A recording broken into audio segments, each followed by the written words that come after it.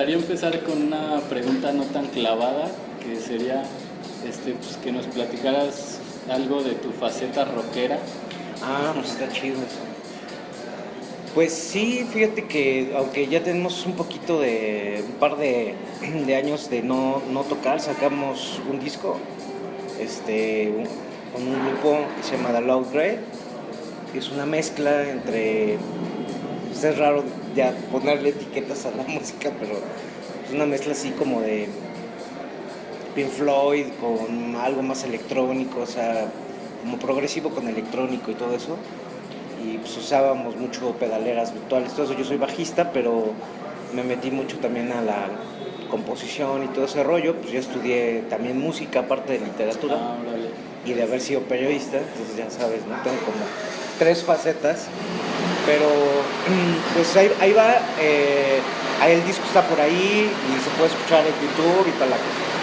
Ok, sobre la literatura fantástica, sabemos que tienes este libro de teoría general de lo fantástico. Bueno, yo lo leí un poco hace tiempo y bueno, de por sí todos los teóricos desde Todorov, como que marcan el comienzo de la literatura fantástica con el siglo XIX o un poco XVIII.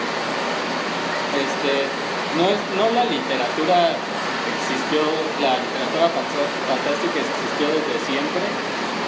No teóricamente, o sea, es decir, no con lo que teóricamente se considera lo fantástico en sí mismo, y tampoco literariamente, ¿no?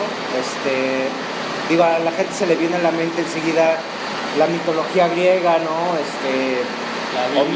La Biblia, los relatos de gnomos, de elfos, de la Edad Media, etcétera. Las Mil y Una Noches. O incluso otras mitologías, ¿no? Hindú, prehispánica, etcétera. Pero como un género literario, por así decirlo, eso aparece hasta el siglo XVIII, o sea, 1700 y cacho, porque para que haya literatura fantástica tiene que haber un ingrediente que es la conciencia de género de que estás haciendo literatura fantástica. Eso es primero. Y antes de eso, hay que tomar en cuenta que todo este mundo que ahora vemos como fantástico de seres dragones, sirenas, cíclopes, cualquier ser que mencionas, era parte de la visión del mundo, incluso era la religión, ¿no? O sea, nadie dudaba que existieran ni hombres lobos, ni vampiros, ni dragones, ni gnomos, ni elfos, ni nada de eso. Y los griegos mucho menos pensaban que estos seres como el Minotauro o el Cíclope o Medusa existieran o no, o Pegaso, ¿no? Era en parte de su religión, de la misma manera que ahora creemos en que existe pues, la Virgen de Guadalupe o el santo fulano de tal o la Virgen de Fátima, que proceden más bien de nuestra fe, ¿no? De nuestra creencia en que esos seres extraordinarios, sobrenaturales, pues existen, ¿no? Entonces, esto se rompe hasta el siglo XVIII con la llegada del racionalismo en el siglo de las luces, donde ya, digamos que el hombre, la humanidad, comienza a cuestionarse sobre toda esta literatura, todas estas leyendas, estos mitos, si podían ser parte de la realidad del pueblo, ¿no? Y se empieza a hacer esa distinción.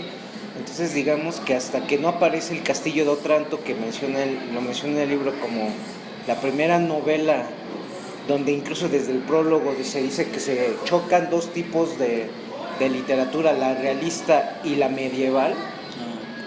No hay fantástico en sí mismo. Para que haya fantástico tiene que haber una irrupción insoportable de un elemento sobrenatural en el ámbito de lo que creemos que es real, ¿no? De lo que es familiar, ¿no? Como si digamos, si ahorita se siente un extraterrestre aquí junto a nosotros, depende de si tú crees que eso es posible o si no, para que pueda ser considerado fantástico.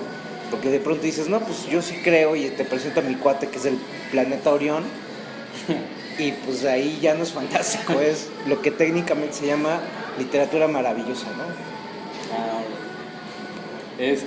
Bueno, ahorita que hablaste de esto del género, yo vi que en tu libro tú dices, no, pues la literatura fantástica no es un género, sino más bien es un sistema, ¿no? Sí.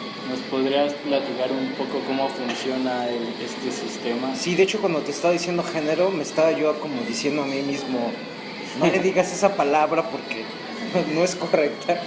No, de hecho no es correcto, lo digo un poco pues para ponerlo en términos más fáciles, pero en realidad la idea del libro es plantearlo como un sistema textual. ¿Qué es un sistema textual? Es un mecanismo, ¿no?, digamos intelectual, artístico, que puede operar para otras artes que no son nada más la literatura. Este mecanismo que te acabo de explicar de la erupción de un elemento sobrenatural, se lo puedes aplicar al cine, ¿no? Y de hecho acabo de ir a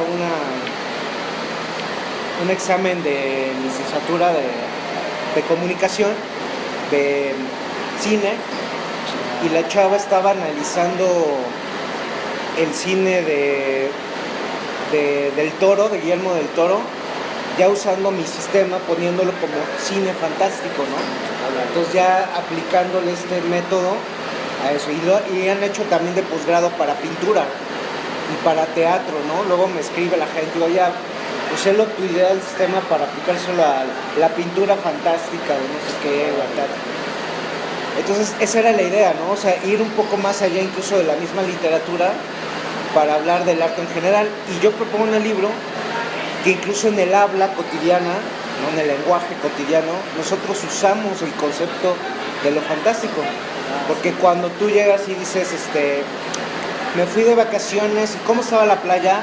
Era una playa fantástica, ¿no? Lo que estás queriendo decir es era una playa casi sobrenatural, que no es común y que nos irrumpió y me sacó de mi mundo cotidiano, ¿no? Entonces, o me compré un vestido fantástico, o me subí a un carro fantástico, estás aludiendo a eso.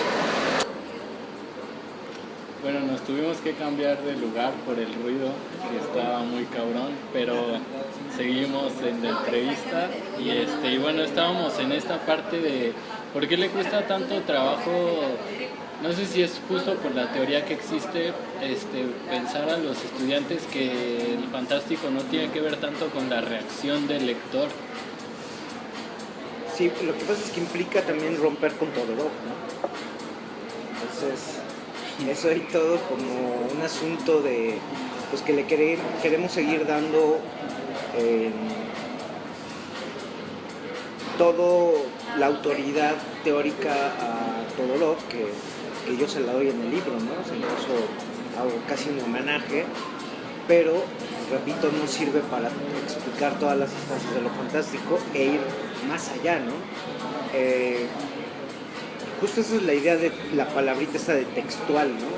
O sea, es un sistema que opera así, pero textual, es decir, que se pueda reconocer como un texto, aunque sea en cine o en teatro, etcétera, pero un texto quiere decir un marco donde están sucediendo símbolos y signos lingüísticos e intelectuales, ¿no? Entonces, que se pueda leer, lo puedas identificar y no está sujeto de es que a mí me pareció que el tigre no es fantástico y a ti sí, y entonces ya no existe, y entonces ya Borges no es fantástico. Es que ese es el problema, ¿no? Entonces, creo que si pasamos ese escollo y entendemos que tal vez se siente muy estructuralista, pero ver que hay una estructura de creación en lo fantástico, podríamos incluso avanzar hacia otras instancias de creación en lo fantástico, porque también hay muchos creadores que ya se agarraron de una fórmula y entonces la explotan. Yo también era un poco la intención, ¿no?, del libro, denunciar un poco eso, decir, bueno, pues es que aquí hay unas fórmulas creadas, ¿no?, que no permiten la expansión del sistema. Y es curioso, ¿no?, que como termina el libro diciendo que lo fantástico es, curiosamente, la quintesencia de la literatura, en el sentido de que lo fantástico es lo que ensancha el concepto de lo real. O sea, hasta donde ven las ligas, los límites de lo que podemos imaginar, hasta ahí llega lo real. Y ahora queda muy claro cuando te enteras en que hubo un viaje a Marte o en la sonda de Júpiter, no sé qué. Pues eso lo imaginó Philip K. Dick en los años 50, ¿no? Entonces, pero bueno, creo que todavía se sigue hablando de, digo, no quiero ser, pero pues de vampiros y de cosas así, y ni siquiera darle vuelta a la estructura clásica de ese tipo de literatura. Bueno, tú dices que existen estos tres paradigmas en la literatura fantástica, que es el clásico, el moderno y el posmoderno. ¿Existen en la literatura mexicana estos tres paradigmas? Sí, claro, por supuesto. ¿Puedes dar algunos? Pues, por ejemplo, tomo el caso de Ricardo Garibay, ahí lo menciono, ¿no? Aunque él escribe hacia los años 70, 80, etc., él usa el paradigma de lo fantástico clásico para hacer sus cuentos clásicos. Incluso tiene un libro, en Paraderos Literarios, que es un libro de ensayos, él habla de lo que él considera que es lo fantástico y pareciera la definición de lo fantástico clásico, ¿no? Pareciera un teórico, ¿no? Y luego tenemos el fantástico moderno, que a mí me parece que ahí podemos meter a Amparo Dávila o a Lupe Dueña, a Francisco Tario, a Arreola. No, ¿No? ahí es donde no, por ejemplo, pero sí a Rulfo, por sí a Elena Garro, etcétera, ¿no? En esta idea de naturalización de lo sobrenatural, ¿no? Y estaría otro tiempo donde Arreola es el semidios de lo fantástico posmoderno, ¿no? Incluso yo lo pondría rivalizando con gente como Borges, Javier Casares, ¿no? Yo de hecho tengo un artículo que acabo de compartir en mis redes sociales, que salió publicado hace como 7 años, que se llama José Arreola, algo así como el fantástico posmoderno, José Arreola, teoría de lo fantástico y teoría de la... No, perdón, Arreola, mecánica cuántica y teoría de la relatividad. Entonces yo descubro en el guardagujas que en el cuento del guardagujas él está hablando sobre la teoría de la relatividad y la mecánica cuántica. O sea, ahí el tiempo está roto cuánticamente. Entonces es otra cosa. O sea, eso ya no es ni fantasía clásico ni moderno, sino muy posmoderno. Y hay otros autores, por ejemplo, Roberto Carrancal, un cuate muy chavo, tengo 30 años, becario de Fonca, estudia el posgrado en la UAP. Y él es escritor y también tiene un par de libros muy fantástico posmoderno, ¿no? Donde está la ironía, donde está lo lúdico, la verdad, cuál es la verdad, pues quién sabe, mucho más de esta época, ¿no?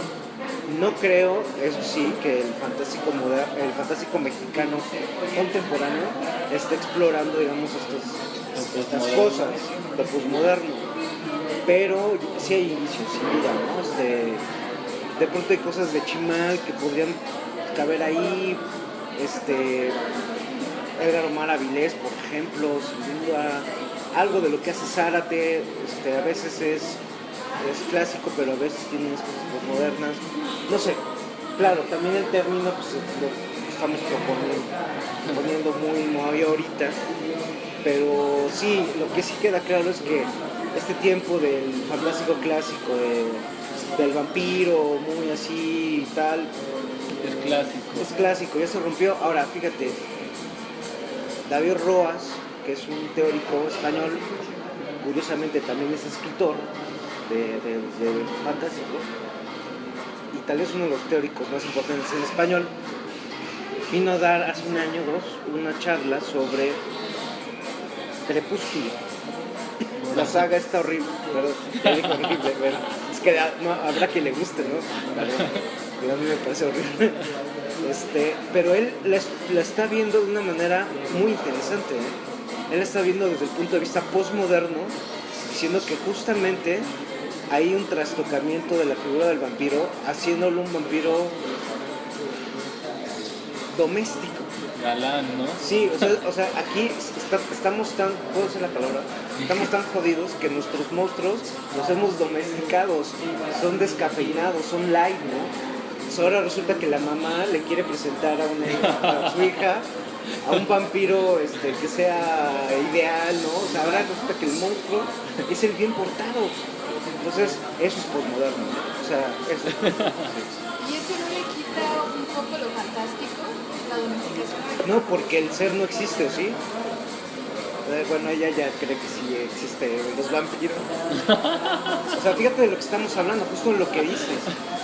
O sea, estamos en un tiempo tan posmoderno donde el límite de la realidad y de la ficticio prácticamente no existe. O sea, la posverdad, etcétera. Que tú dijiste así como, bueno, ya lo diste por hecho. O sea, hasta donde yo sé los vampiros no existen. No sé si yo, porque yo ya estoy un poco más viejito, ¿verdad? Pero hasta donde me quedé, no existe. Pero, ¿qué posmoderno hay también en que de pronto aparece un tipo que se pone 2 cuernos aquí de titanio y se, bueno, los dientes así, y se tatúa y tal, y de pronto se saca, no, pues o sea, ¿cuál es la realidad y cuál es la ficción? Ya lo tenemos muy amalgamado en nosotros.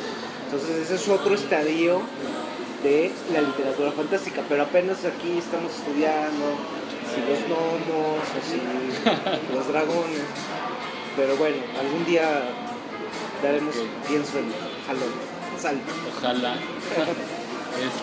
Y bueno, te quería preguntar de otros enfoques que hay en la literatura fantástica. Por ejemplo, yo he escuchado mucho a Chimal que dice, no, es que es la literatura de imaginación, la literatura de la imaginación. Y yo digo, pues, que para hacer un ensayo no se necesita imaginación, o no sé, no entiendo ese enfoque todavía, no lo alcanzo a comprender. No sé qué estás haciendo tú.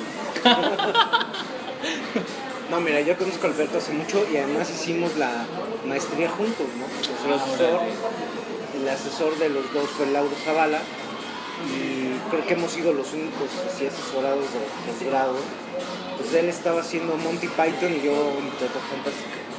Conozco hace mucho tiempo a Alberto. Mira, yo creo que ahora el mismo Alberto lo ha matizado esa descripción y ahora dice ficción, no, ¿cómo dice? Literatura de imaginación fantástica.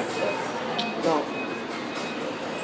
Sí, literatura de imaginación fantástica y como contraponiéndola con la de imaginación realista, ¿no? Habría ahí algo de cierto en ese sentido, en que la literatura puede ser, toda la literatura es ficción, ¿no? Incluso la no ficción, ¿no? Incluso la no ficción. Pero bueno, no me voy a meter en ese debate, pero partemos de que por lo menos la literatura tal como la conocemos, por lo menos es ficción realista y ficción fantástica. O sea, cuando tú estás leyendo Frankenstein de Mary Shelley, aunque sucede en un entorno que es el lago alemán, digamos, cotidiano, la intención es ir hacia la imaginación fantástica. La intención. Y si tú estás leyendo a Balzac, ¿no? Pues la intención es ir hacia lo realista, ¿verdad? Es la intención. Sí, es la intención. Sin embargo, definitivamente requieres de un nivel, de un grado de imaginación para ir hacia un lado o hacia el otro. Sí, porque muchas veces en estas novelas de non-fiction ponen qué están pensando los personajes, ¿no? ¿Cómo lo puedes saber? Chinga, güey, ¿cómo supo qué pensó? Exactamente. Mientras, yo siempre lo he dicho, yo fui periodista. Mientras no transcribas lo que dice el expediente del Ministerio Público de lo que declaró, tú estás falseando la información. Y aún así, si se lo sacaron a punta de trancazos, pues a lo mejor tampoco es la verdad, ¿me explico? Sí. Incluso la memoria falsea la verdad. Entonces, yo ahí tengo muchos matices, ¿no? Muchas reticencias de ser tan rígido de qué es lo real y qué no, o sea, más cuando estamos hablando de literatura, ¿no? Órale, bueno, ya ahora pasemos a porque ya nos clavamos en lo otro. Este es el libro Las mujeres matan mejor. Y es de una chava que es como francotiradora y está protegiendo como a un candidato de Quintana Roo, pero para esto empieza la historia en que secuestra a un periodista y como que le está haciendo escribir un reportaje de, pues que diga su verdad, ¿no? O la verdad, lo que pasó. Para empezar, ¿fue difícil publicar esa novela? Pues fue publicada porque quedó finalista de un premio, ¿no? No, ya. No sé si de que no hubiera pasado eso, a lo mejor todavía la traería yo ahí, o lo hubiera metido, o la hubiera dejado abandonada en un cajón. A veces he pensado que a lo mejor se hubiera quedado ahí, como tantos cuentos que yo no he publicado, ¿no? No, ya. Sin embargo,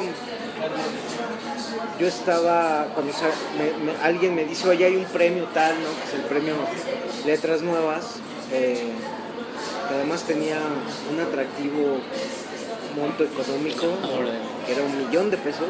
Órale. Por supuesto no me gané, sino estaríamos haciendo esta entrevista en las Bahamas, en Miami, con ustedes por todos los gastos pagados, la playa, ¿no? Pero lo que a mí me atrajo del premio fue que decía en las bases que podían ser, que digamos como premio y consolación, por así decirlo, era que podrían ser publicados los finalistas. Y en el sello Joaquín Mortiz, que pues es uno de los editoriales, sellos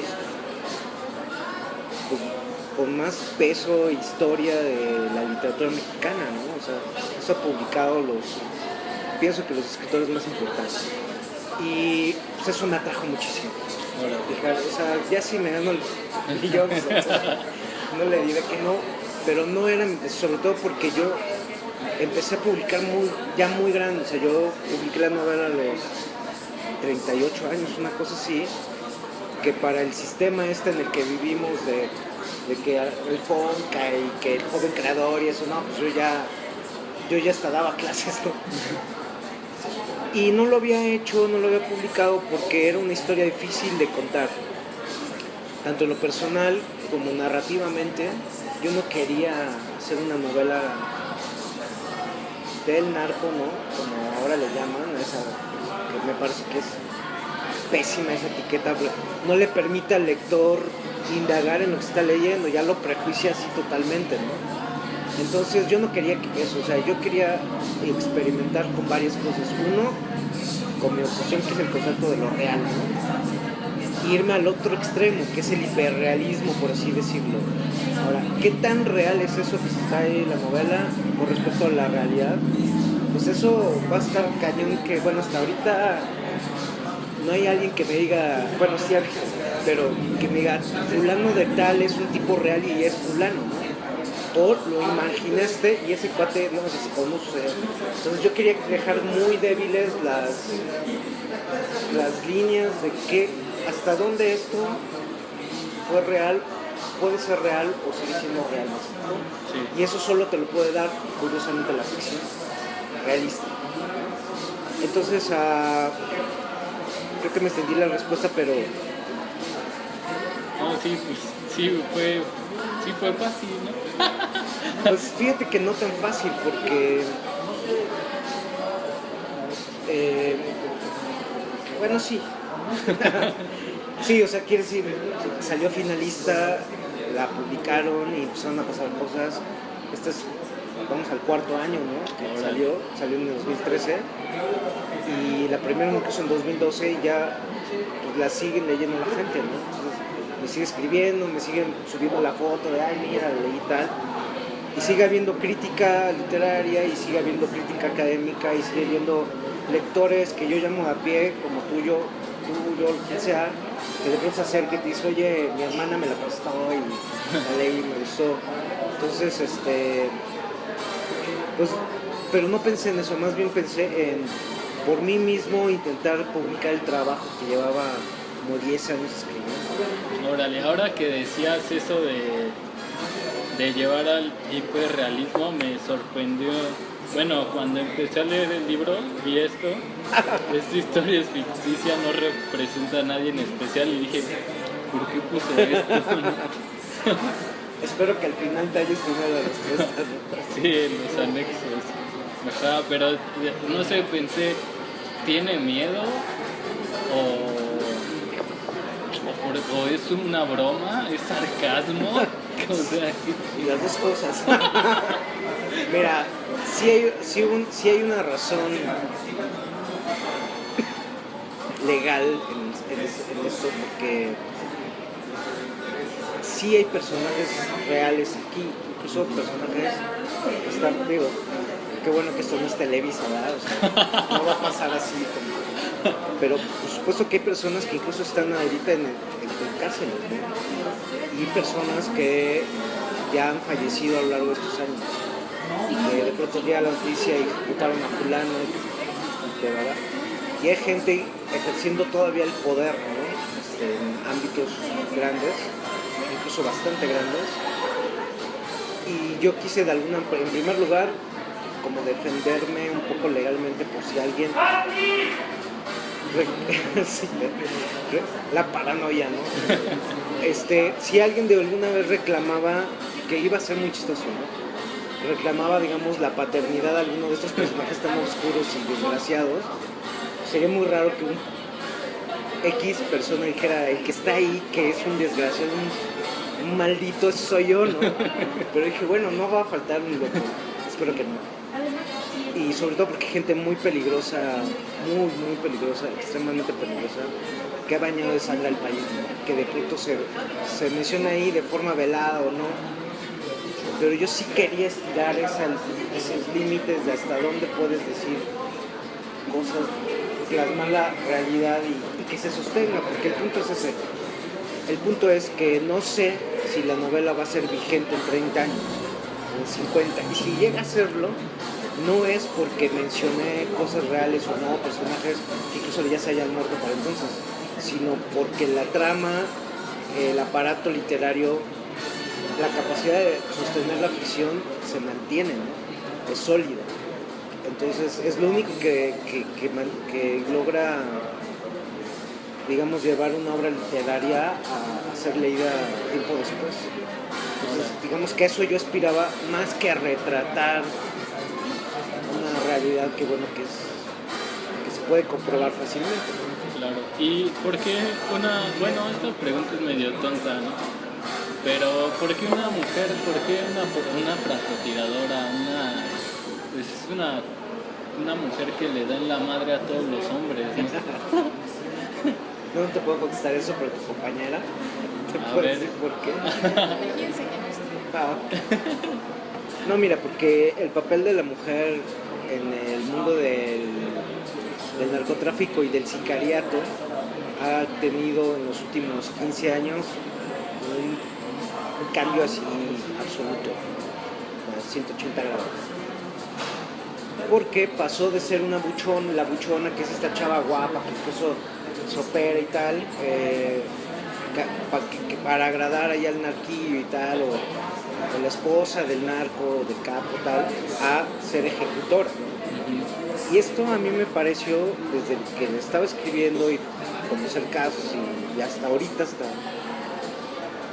yo ayer puse en mi Facebook el caso de una jefa de los Rojos, este cártel que opera en la zona de Ayotzinapa, que la acaban de agarrar en Toluca,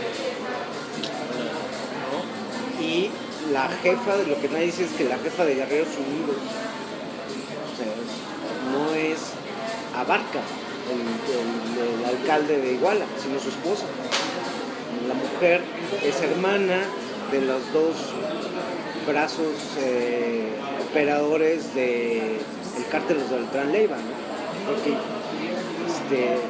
cosas así.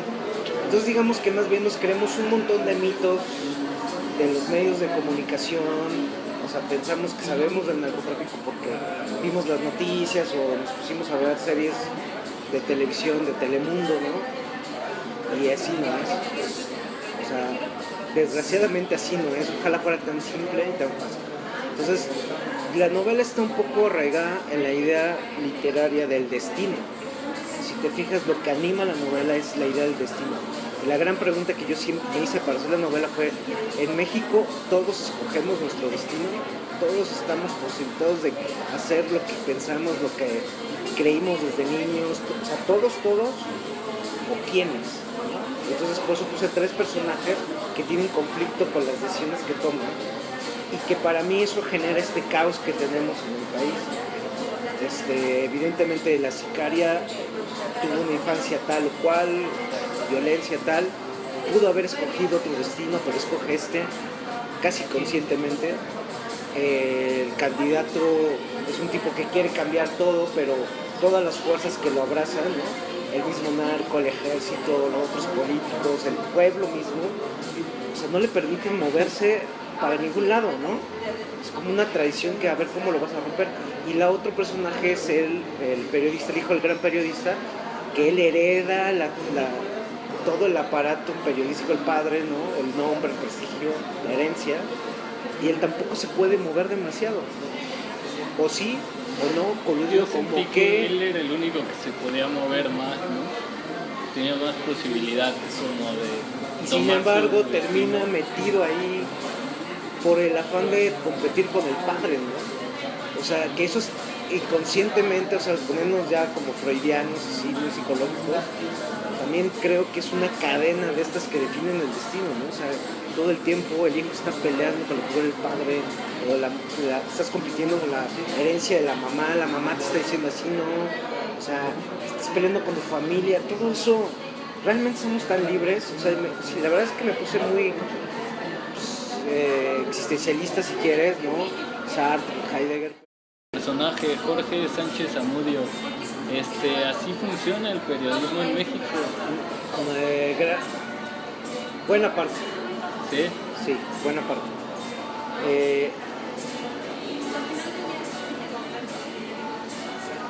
Híjole. Estás metiendo en problemas. Mira, lo que pasa es que también yo fui periodista de 20 años. Así, yo estuve haciendo esta crítica porque nunca estuve en una redacción. Creo que no sería bueno, pero como sí estuve y tengo muchos amigos, yo mismo fui y tal, lo que te puedo decir es que pasa lo mismo que en cualquier otra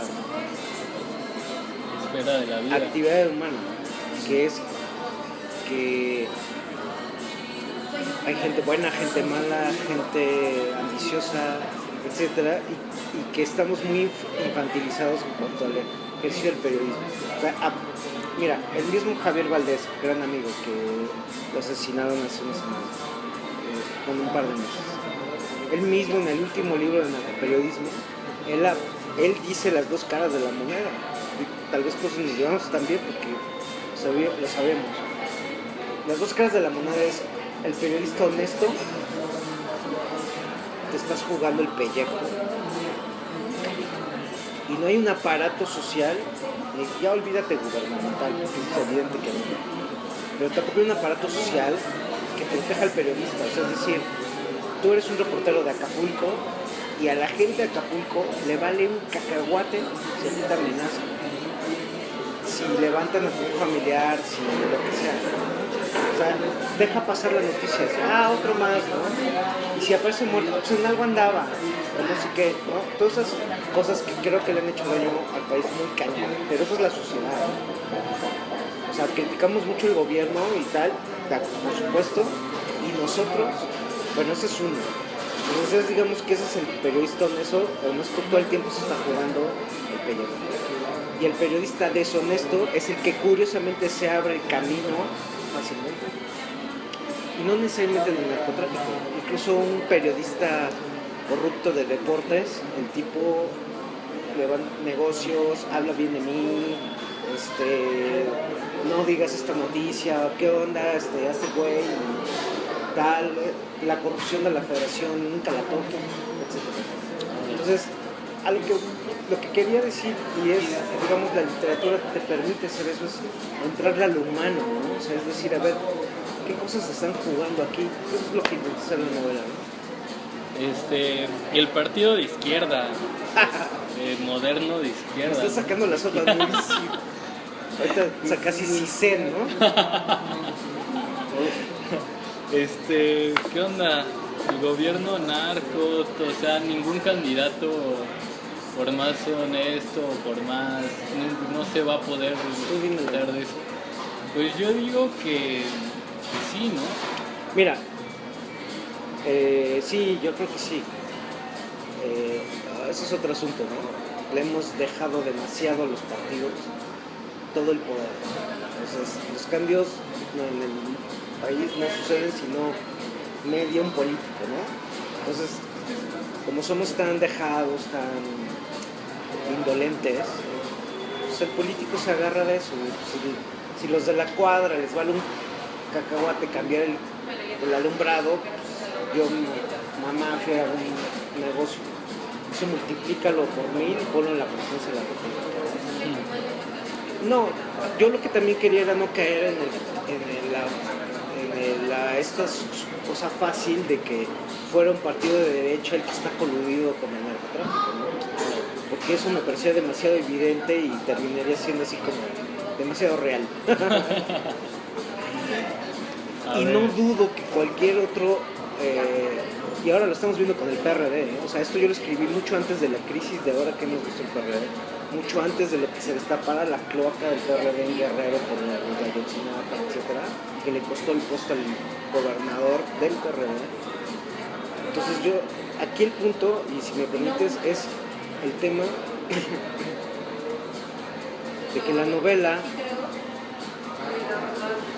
habla desde la literatura, y eso lo quiero aclarar, desde la literatura, el impacto del capitalismo salvaje de este siglo. Y ese capitalismo salvaje donde todo tiene un precio, donde te compro hasta la risa, se puede comprar lo que sea. Incluso matar a alguien te puede costar 200 baros. Aquí con lo que traes tú en tu cartera ahorita, podrías mandar a quebrarte a 3 chavos. Digo, calculando que traigas unos 5. Pero sí, es verdad, o sea, hay noticias de que hay chavos sicarios que por 200 varos, por 500 varos, por 1000 pesos se quiebran a alguien.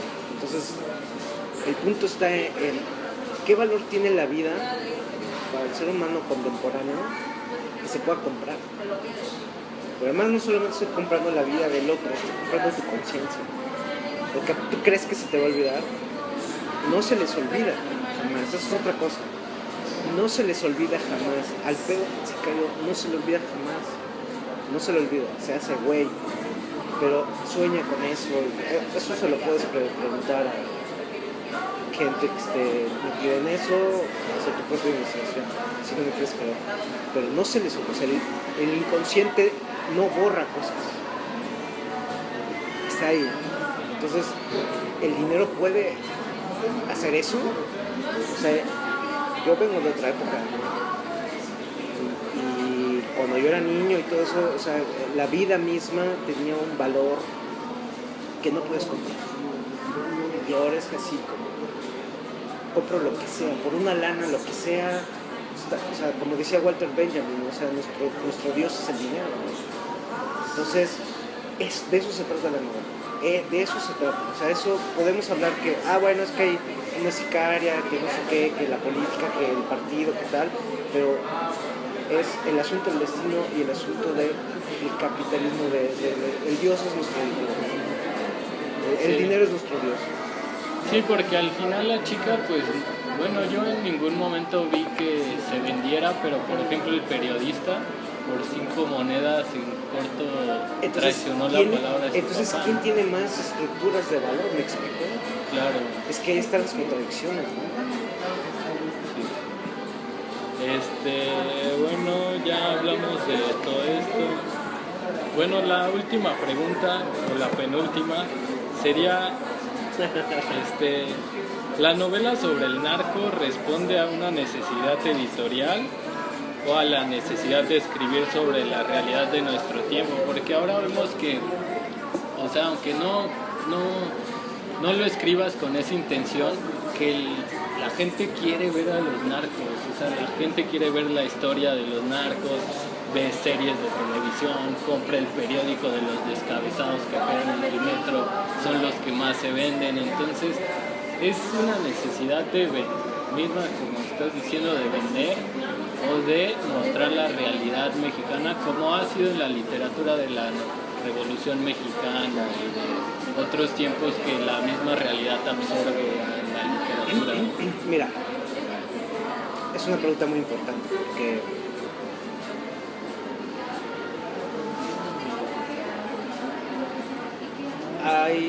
eso te lo podría responder mejor algún editor, pero estoy convencido, estoy casi seguro que fuera de La Reina del Sur, de la obra de Elmer Mendoza y 2 o 3 más, las novelas sobre narcotráfico son un fracaso editorial total.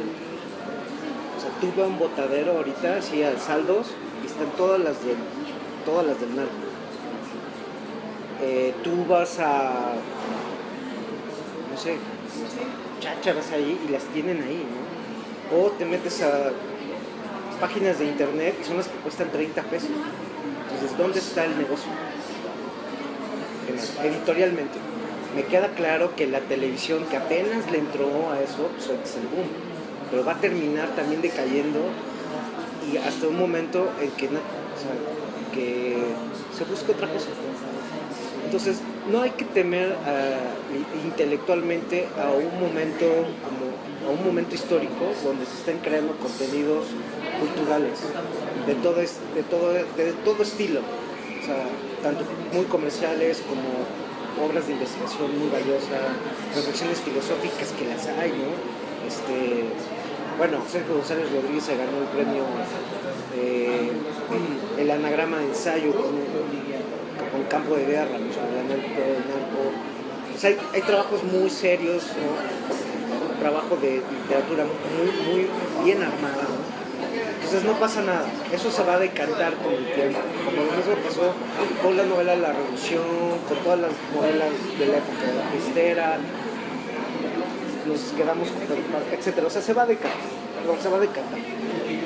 No es ningún problema.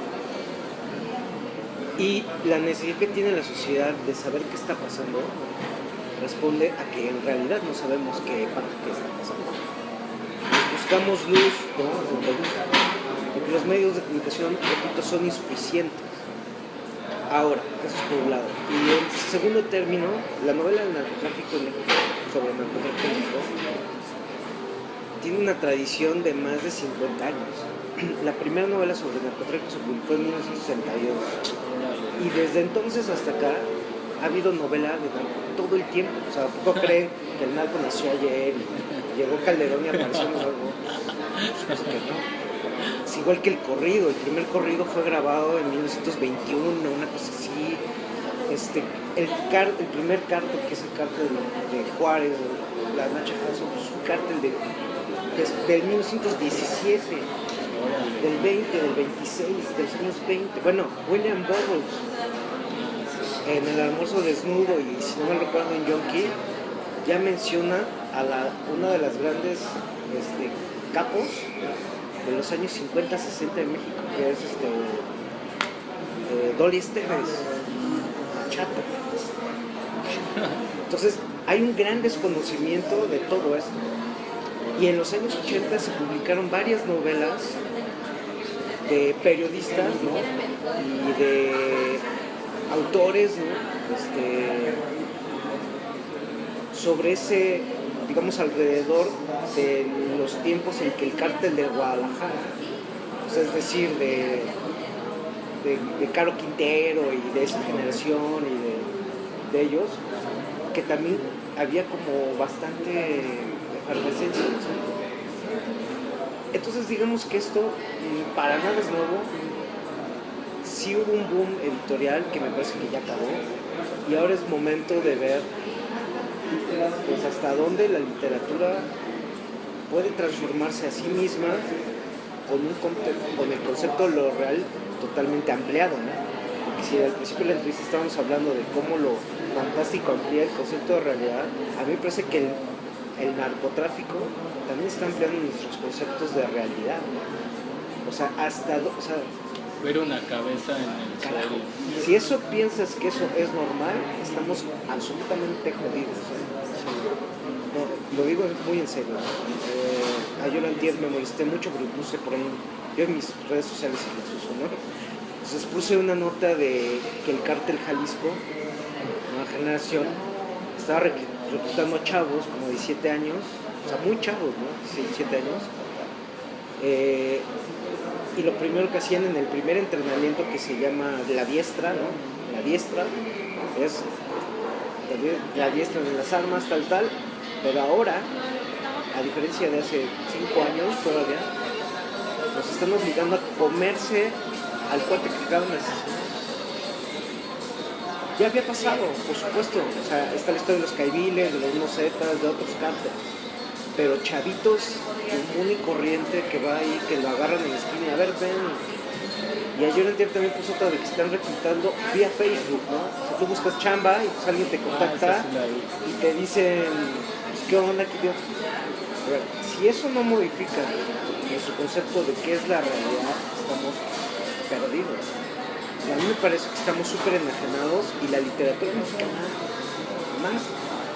Como si los escritores mexicanos estuvieran metidos en una cápsula, así, una esfera, y no ven más. Entonces,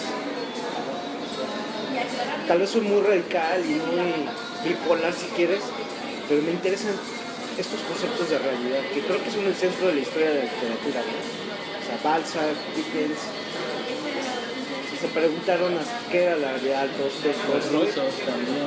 todos los rusos, ¿no? Y con eso jugaron. Órale. Y bueno, ya esto ni siquiera tiene que ver con literatura, pero ¿tú crees que una solución podría ser legalizar las drogas? Absolutamente. No hay otra. Al otro. Bueno, mira, tiene que ser paulatino. Paulatino quiere decir que la marihuana ya, o sea, incluso en Estados Unidos acaba de entrar una iniciativa para que todos los estados de la Unión Americana sea legal el consumo recreativo. O sea, no como aquí de, bueno, saber que si estás enfermo de cáncer, bueno, vamos. Y ahí tienen que ir a escalar porque ya vienen drogas más duras. pero también otra. Hoy o ayer Trump dijo que iba a mandar a las fuerzas a matar a todos aquí a México. Mira qué bueno que tocas ese tema, porque lo que no nos damos en cuenta en México y la gente que sataniza el uso de las drogas es que los políticos, justamente, las fuerzas más oscuras de este planeta, están usando el tema del narcotráfico para controlar países enteros y poblaciones enteras.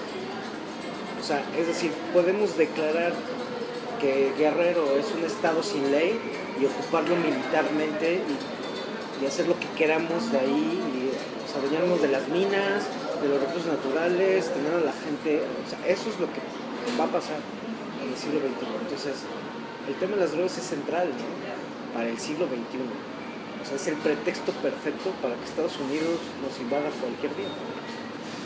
Bueno, pues muchas gracias, Omar, por la entrevista. Qué chido. Listo.